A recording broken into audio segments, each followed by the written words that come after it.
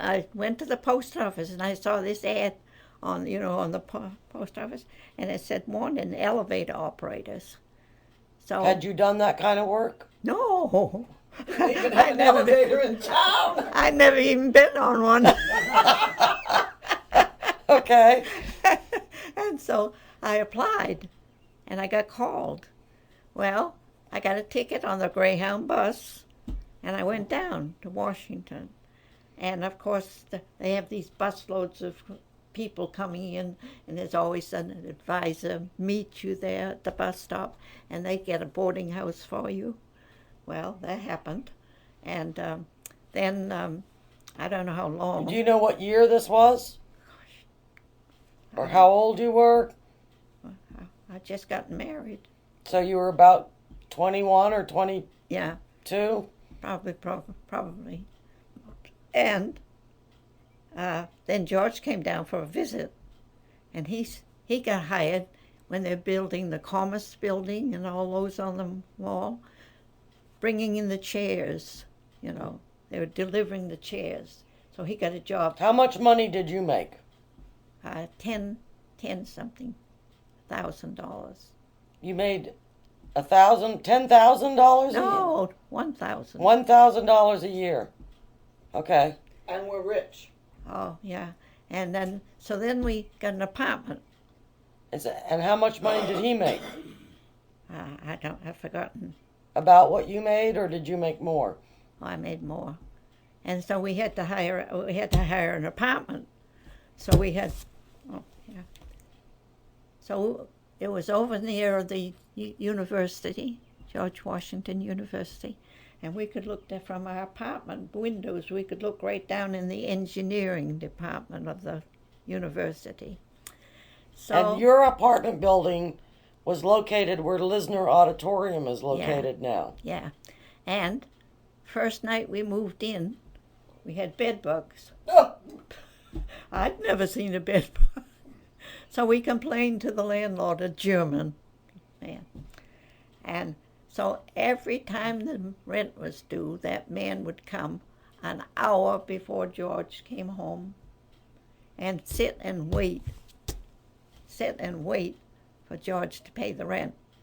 God, I used to get so mad with him. How much was the rent? Well, I really can't tell. I really don't know because George handled that. So anyway, Did you have a car? No, I don't think. We went streetcars. And so we had to have someone move in with us to help pay for the rent. Oh. And she had to sleep in the living room. And this particular apartment was the bathroom was at the end of the hall, and there were several other. And where was she from? Texas. Yeah. And she flew in, and I'll tell you, she was going to conquer the whole of Washington. So. And she was married. And she was married. Her husband's name was Crum. So every payday, she'd go downtown and get a whole new outfit, from skin out, and she'd have a date. Well, she had a date with this one fellow who had beautiful red hair, and he told her, never wash your hair, put cornmeal through it, brush it. So she got in the bathroom at the end of the hall, brushing that cornmeal all over the bathroom, and who had to clean it up but me? So anyway, finally her husband came, and he saw the picture. Well, he snatched her back to Texas in a hurry. So then we got an apartment over the Iroquois apartment over on M Street, which was a real upgrade. But then we had to have two people rent, and we did. Was this during the war? Yeah. It was? Yeah. And No. one was... It was before the war. Yeah. It was before the war. Where did you live when Peggy and I visited? Oh, I'll tell you, we haven't come to that yet. Oh, okay. We had three 2 bedrooms, and one was a great big one. That was a lovely apartment. And the 2 women, one was a school teacher from South Dakota, and the other one was a grandmother from Texas. So we said, boy, we're protected. They won't get married. Damned if they didn't find 2 men left and got married. So there we were stuck. With all the rent. Yeah. So right after that, they built that apartment building, you know. We lived on M Street, and it was the next street up. In. And they were all little compact apartments. You know, we had that bed that's... Murphy bed? Yeah, Murphy bed in the closet. And you and Peggy slept on the floor, didn't you? Was there a couch? I don't know. You have a pull-out couch? I can't remember. But anyway, that was so funny. Yeah, so they lived there on Ann Street. I was probably about 13 years old, and George's niece, Peggy McKenna. Peggy Snyder. Snyder, Yeah. who is now Peggy McDonald, Don't hit the table. rode from here to D.C. with my Uncle Grant. And I can remember distinctly, we were women of the world. I went in the store and bought a pack of cigarettes, didn't know how to open it, tore the whole top open and smoked. Grant says, "Does your mother know you do this?" I don't know if I ever really answered him.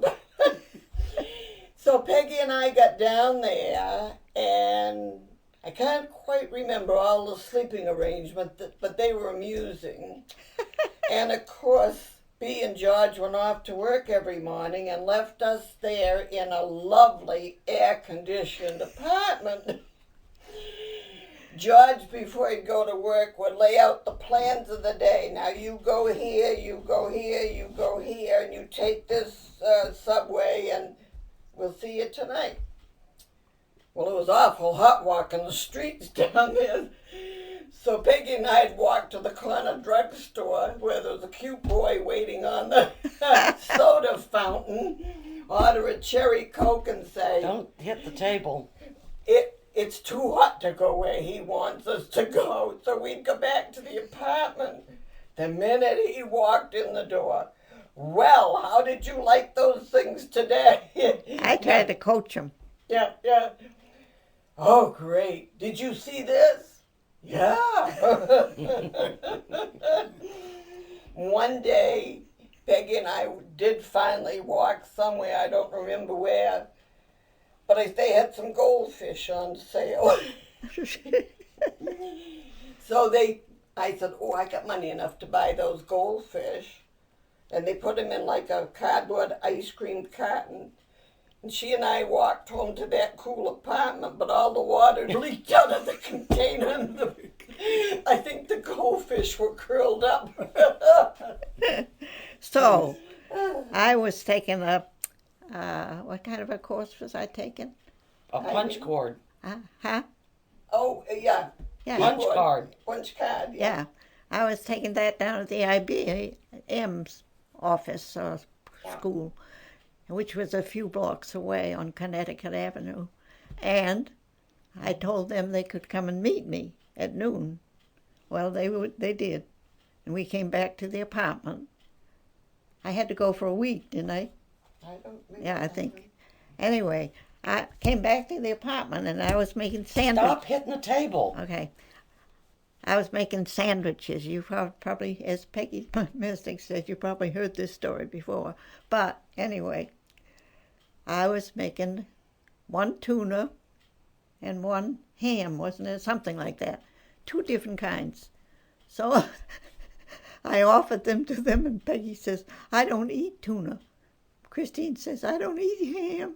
I said, "Well, damn you. You stood right there watching me make these sandwiches, and you never opened your mouth. Now you eat one, and you eat the other." Oh, I can remember me saying that. I guess probably they were so glad to see us come back to New England, they didn't ever want to invite us again. Oh, oh yes. So now, what jobs where were you working at this point? Well, Were I you had still an elevator operator? And you used to see the postmaster general and he'd have gravy slopped all over his tie. Yeah. Who was that? I don't remember. I don't. He was involved in Watergate. Wasn't his name? Folly? I don't remember. I want to say Stansfield Turner, but he was the CIA director. Yeah. That wasn't who it was. No. Wasn't Folly? That name rings a bell. Folly? Could be. I don't know. No. Oh, well, anyway, I took this course in card punching, and I got a job. So Where was your job? I was in some office. I don't know where. Census Oh, Bureau. hundreds and hundreds. Census Bureau, wasn't it? Huh? Census Bureau? Oh, probably, yeah. Yeah. And there was a great big room full of people doing it. And I was so determined, and your salary was based on your production. And you only had a 15-minute relief.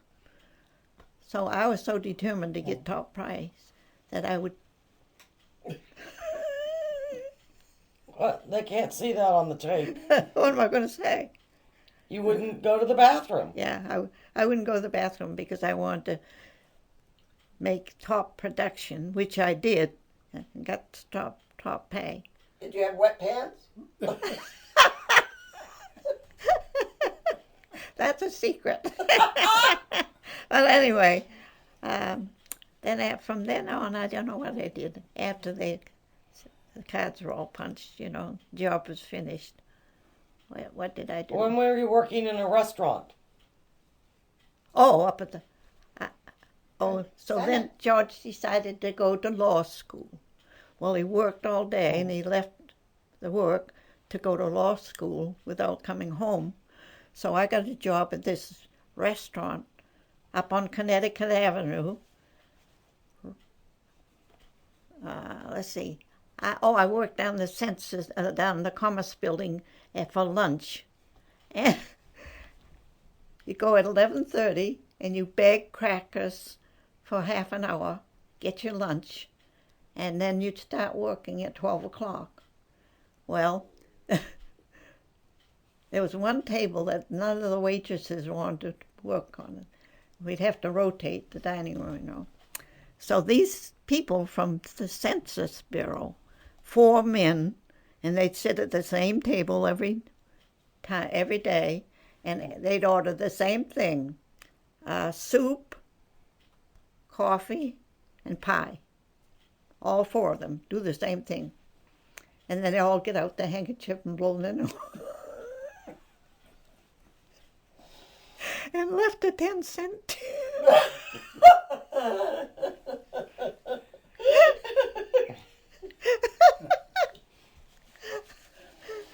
So we all hated to serve that table. Anyway, so then from there, what did I do? So I worked there at noon, and then at night, I'd have to be up on Connecticut Avenue at 5 o'clock. And this woman that ran the place, well, she was a... I had to wash my own silver, cut my own butter, clear my tables, did all that busboy work. And boy, I worked my tail off. I was bound to get, but made good tips. Anyway. Did your 4 friends come up and eat dinner there? I don't know. No, I never saw them there. Anyway, one time I had some shoe polish, and I took it in there, and down the top fell off, right in front of the entrance. And she just had the floor polished that day. Yeah, did I? Did you have to clean it up? No. Well, I did clean it up, because you know what that left, a big white stain. Oh, she came in the front. She came down the steps and she says, "What is that?" I said, "I spilled some shoe polish." "Well, don't you ever bring shoe polish in here again." Oh, she was mad. And you couldn't blame her. So anyway, well, after that, George decided to go to law school, and that's when I decided to get that job up there. But boy, I really worked. But made good tips. So every morning before I went down to the Commerce Building to my noon job, there was on the way with the bank. So I'd take all my tips and put them in the bank. And it soon added up. Which was He had to work on, you both worked on Saturdays? And what about going to the movies before noon? Oh, yeah. George got off at noon, so I would hurry down to the movie theater because the price changed after noon. Yeah. If I bought my ticket at 10 minutes to noon, I could get it cheaper. So I would rush down there and get the tickets and wait for him to come, and he'd buzz us right over, and we'd go in. Okay, so when did you move to Fairlington? Fairlington, let's see. Well, we didn't move there. You went to Arlington first, didn't you? Yeah, we went Okay, you moved over to Arlington. Yeah. Mm-hmm. And Why did you move there? well, because we lived in that house where I told you I saw the map. Because Michael was born, Right. and that house had those metal windows, that with Grill work on it. yeah, and it would be, Michael would wake up in the night, he'd be soaking wet, and I'd have to go in and put the oven on, warm the kitchen, put him up on the kitchen board, and change him completely because he was so wet and so cold. Oh, that poor kid was cold, and so was I. So anyway, we moved from there because the woman was going to get married again. And her son was about 10 years old when we moved in there. And he was the best kid. And their entrance upstairs was right outside my kitchen door. And I told you that he had a German police dog, and it used to sleep in the entryway, and the fleas used to come in under the... And he became an Arlington policeman, right? Yeah, he did. But before you moved to Arlington, didn't you have to put your car in a garage and go to the German embassy and pay your bills? Oh, that was on M Street. Okay, tell that story. Well, before when we moved to the Iroquois apartments on M Street, we could not park on the street. We had to go to the German embassy, which was right across the street, and I guess they owned the Iroquois apartments. I don't know. Was this during the war, right before, or what? Before. I don't know. Much before. Just before. Because, I was only about 13 Yeah, when I visited it was you on before Ann the war. Street. And we had to go over to the German embassy. That's where we paid our rent for the Iroquois apartment. Oh, I was going to tell you, when there was a drugstore right on the corner of Thomas Circle, and we eat breakfast there. And This is when you went down by yourself. yeah, and there was this woman. She was from out west someplace, right off the farm, and she had a very hoarse voice and loud. We were sitting up at the counter, and the waitress was way down the end of the counter. She says, "Hey, girl, bring me a cup of coffee and make it hot." Well, I nearly fell off the stool, right as loud as she could be. Well, I don't know where she was assigned in the government, but I never saw her again.